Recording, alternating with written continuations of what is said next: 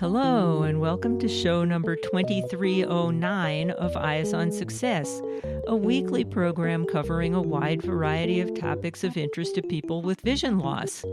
I'm Nancy Goodman Torpey. And I'm Pete Torpey. What sometimes happens is that patients who will go to a low vision provider in the office will have an exam done in a very, very brightly lit room. And they'll be given a very, very white chart with very, very dark letters to read. And it's like the maximum conditions for an eye test. But when they get home, they don't have those bright overhead lights that they have in the doctor's office. And they don't have a high contrast chart they're trying to read. They're trying to read a newspaper, which is very low contrast. Wouldn't it be great if you test out some of these assistive devices in your own environment at home? Well, that's what today's show is all about. We'll speak with Timothy Gels, Director of Marketing for Eschenbach Optik of America, about their tele-low-vision service where you can get low vision aids prescribed remotely. But first, for our tip of the week. This week's tip comes from Timothy Gels. For those that are looking for assistance, there certainly are different drug treatments for many of the eye diseases or solutions like surgery, but oftentimes they don't go far enough to help patients meet their goals. And so keep in mind that low vision care and low vision devices can help boost the outcome and allow people to improve their quality of life and to perform many of those tasks. So I always encourage people to keep with it if they do find someone that isn't familiar with the service or haven't heard about it, to check out, for example, like our website, and encourage them to encourage their provider to reach out to us to offer the service that they can get through them. It always helps to be your own advocate and to know what additional options are available. Support for Eyes on Success is provided by nsite.org.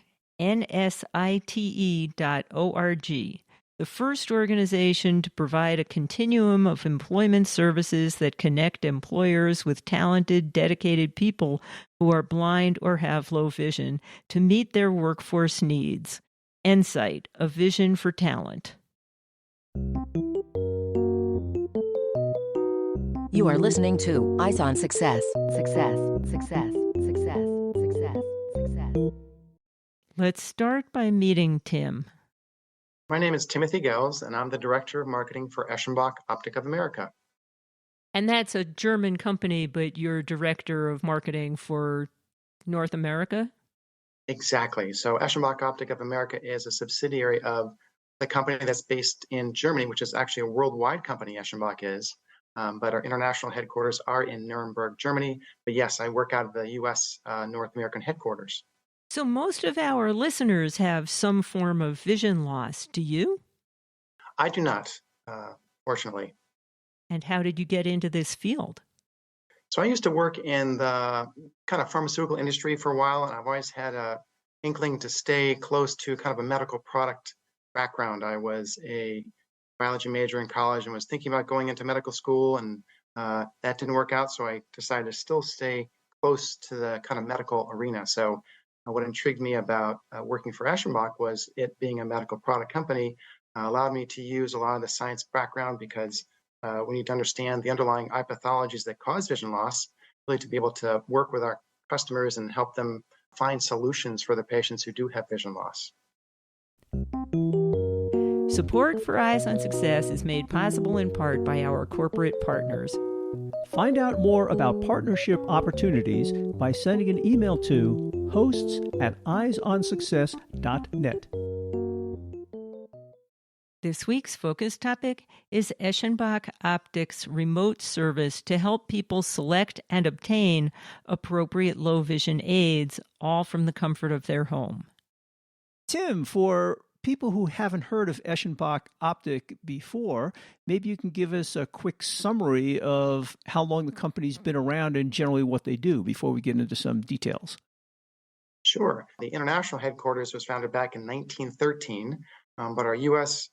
Subsidiary was started in 1983, and Eschenbach, in essence, is a manufacturer of high-quality magnification and vision-enhancing products.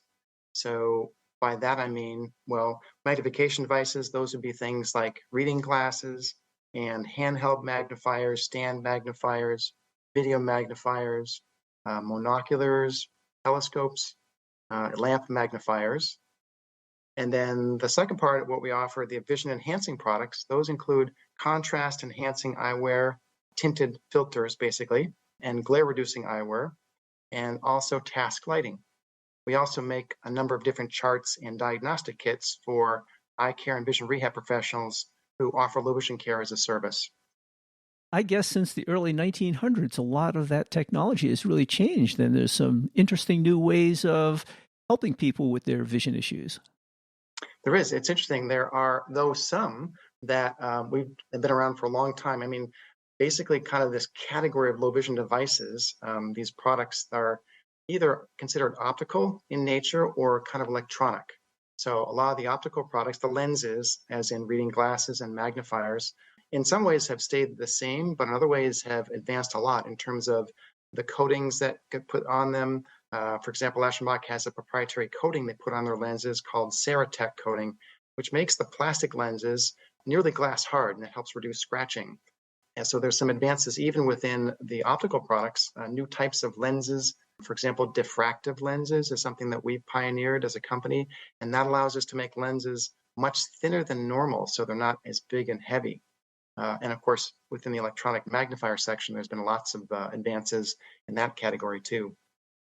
What particularly caught our attention about your organization is not only the fact that you make all these assistive devices for people with vision issues, but that you make some of this available remotely.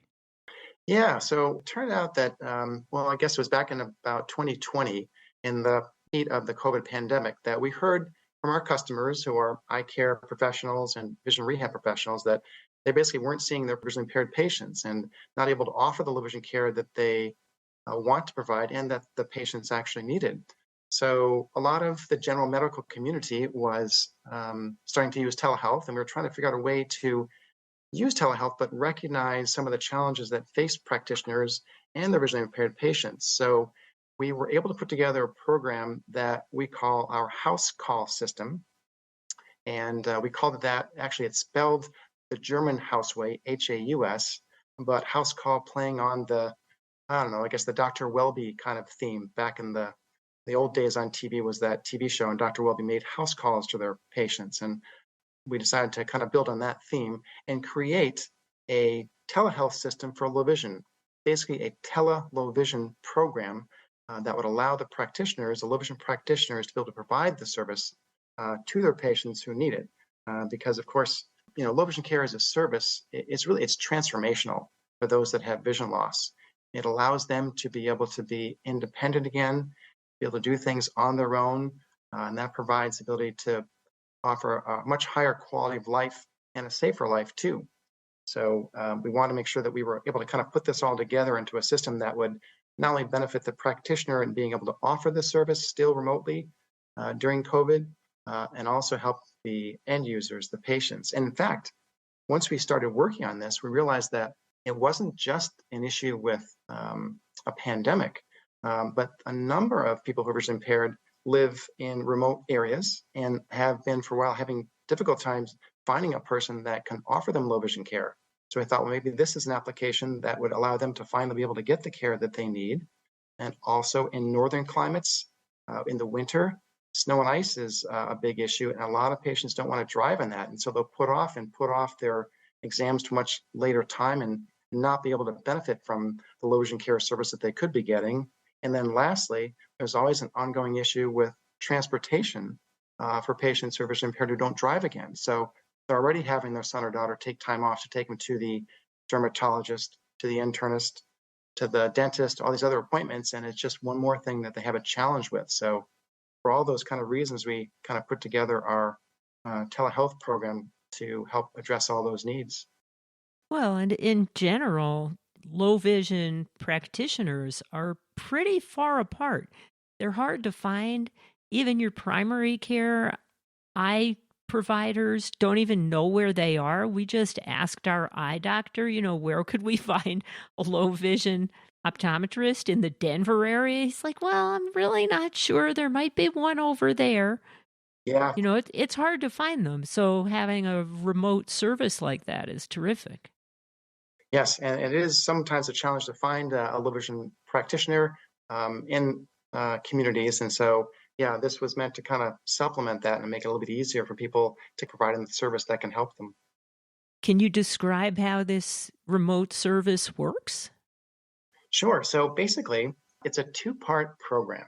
So the idea is that the low vision provider basically will identify a patient that they know that either doesn't want to come into the office or can't because of travel issues or transportation issues or live in a remote area, et cetera.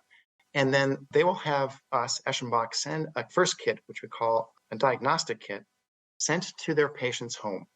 And the idea is that that would be used for this initial low vision exam for them to conduct remotely. And the kit arrives at the patient's home, and basically the doctor's office or the vision rehab professional will then call the patient at the normal exam time, call them on the phone, and then have them open up that kit. There's actually a video we have that shows how to open up the kit if the practice wants to share that with the patient in advance, or they can just walk them through it over the phone. And taking a lot of effort to make sure that the kits, both this first one, which is the diagnostic kit, and the second one, which is the product kit that I'll talk about in a second, are as easy as possible to use for someone who has a vision impairment. So, for example, the case that it comes in as a hard plastic case does have a lock on it, but it's not a dial lock. It's not a key lock. It's a directional lock where you kind of tap the little circle in the center of the lock to the left or the right or up and down in a certain sequence, and it opens it up. So it can be just done by touch in a tactile manner. Then, once it's opened up, there's an iPad inside, and the iPad has a magnetic stand that the patient can just stick on very easily. And we've highlighted the on-off switch on the iPad. We then only have one app on there, and that's the app that's used, the screen sharing app, for the exam, the appointment. And the idea is that the doctor's office or the low vision provider is on the phone with the patient, helping them to kind of get things set up that way. And then once they have it set up and they've joined the meeting and the low vision provider has joined the meeting, they'll hang up the phone and then they can talk through the tablet, and the doctor or the low vision provider will then join from their computer in their office, or maybe they're working from home too. This presumes that people already have a low vision specialist they're working with, and you're providing these resources so they don't have to go back and forth to the office for multiple visits, and this interaction is with the people from that office? Yes, is all kind of driven by the low vision provider contacting us first with a patient who they have in mind, either a new patient or it may be an established patient that is maybe having a follow-up appointment after a certain period of time. So this is the diagnostic stage of the program where you're kind of checking the person's vision and assessing how you might be able to help them. Exactly. And so what they'll do is in the kit, and the low vision provider has a copy of what's in the first product kit as well. And there's three components to it. And the first is a near acuity chart that's then used to help the low vision provider get an idea of what the patient's acuity is and about what magnification level would be needed to accomplish their tasks, which obviously the first thing that they would probably do in the exam is basically chat with the patient first to find out, okay, gosh, why did you contact me? What kind of issues are you having difficulty with? What kind of goals do you have in mind that you'd like to accomplish? All these sorts of things, which are very helpful for the practitioner to then be able to figure out, okay, which device is going to be best for that particular task for this patient. And so they collect that information verbally first, then they will jump into that acuity stage where they have the patient take out the near acuity card, and actually there is a string we've attached that's the exact distance away that the person is supposed to hold it from their eyes so that it's accurate. And so we try to make it, that's another one of these things we try to do to make it as easy as possible for the end user, is to just hold the string one end to your eye and then stretch out the string until it's taut, and that's the distance you hold the reading chart. And of course, the beauty with the iPad is that the low vision provider can be watching the patient and making sure, oh yeah, well, hold on a minute, Tim, the chart's kind of too close and the string's kind of dipping. Hold that taut again, make sure you're holding it the right distance away. So they can be observing the patient as they're doing the reading of the chart. And so they'll read the chart, the big letters first, and go down as far as they can. The doctor has a copy of the chart in their exam room, and they're making notes about how far down that person read so they have an idea of what the acuity is. And that's the first part of the the diagnostic step. You're talking about visual acuity, which covers a range anywhere from 20/20 all the way to no vision at all. But your products must cover a range that's between there, because somebody with perfect vision doesn't need it, and for somebody with no vision, it wouldn't help. What range do you cover?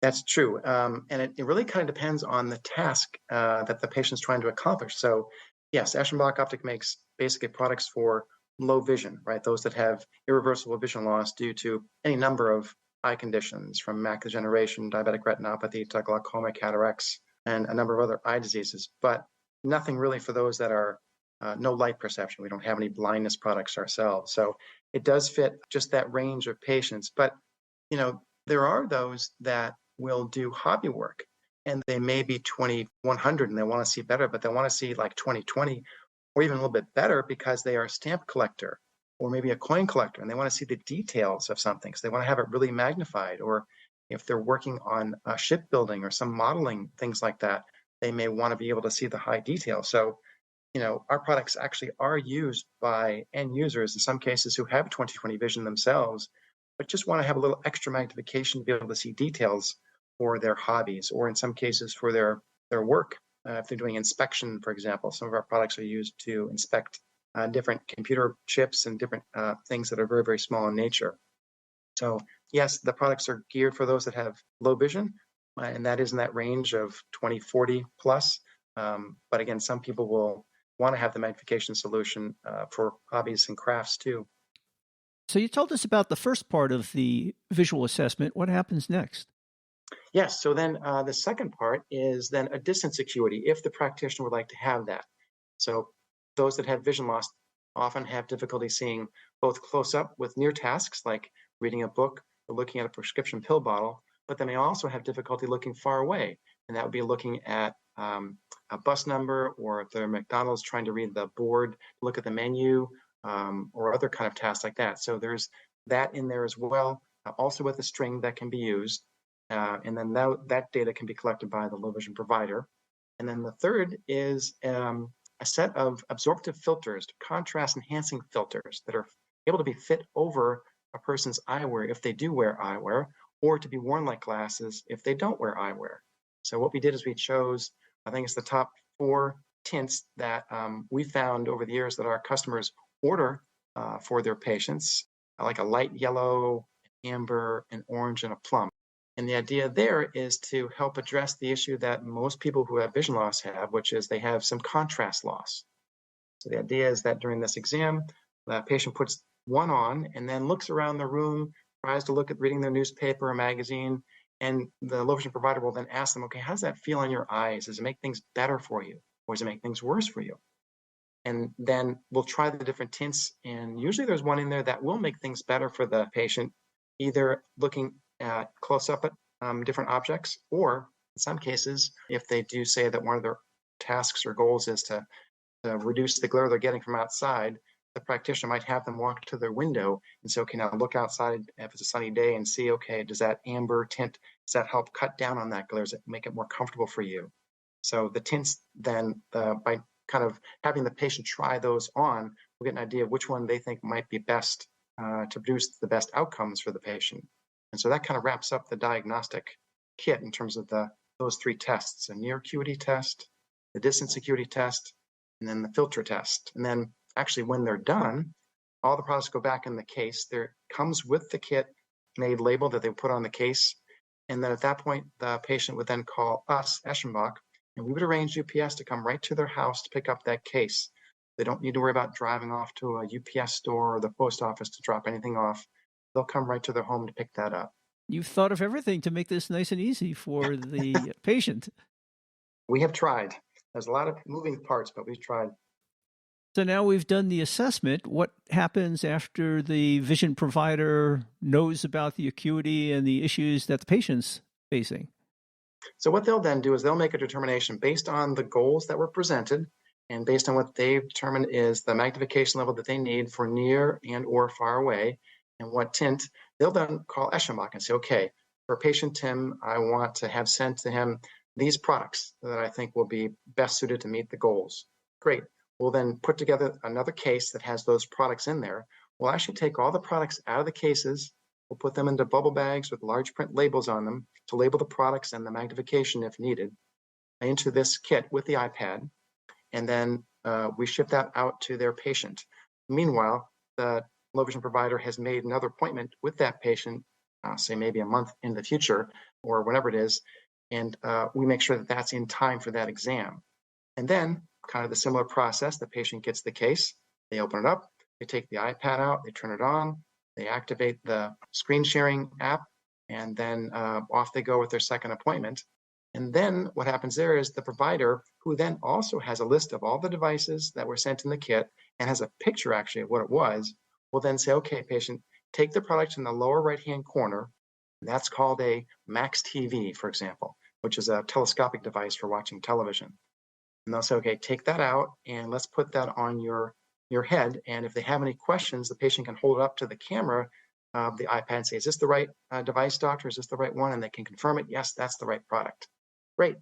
Okay, let's put that product on. Okay, now I want you to look at the TV and I want you to focus it this way or that. And again, the whole time, the low vision provider is watching the patient, making sure that they're using it correctly, setting it up correctly. And for example, if it's a handheld magnifier or a stand magnifier, they'll have them take that out, put it on the reading material, and they'll watch the patient using it.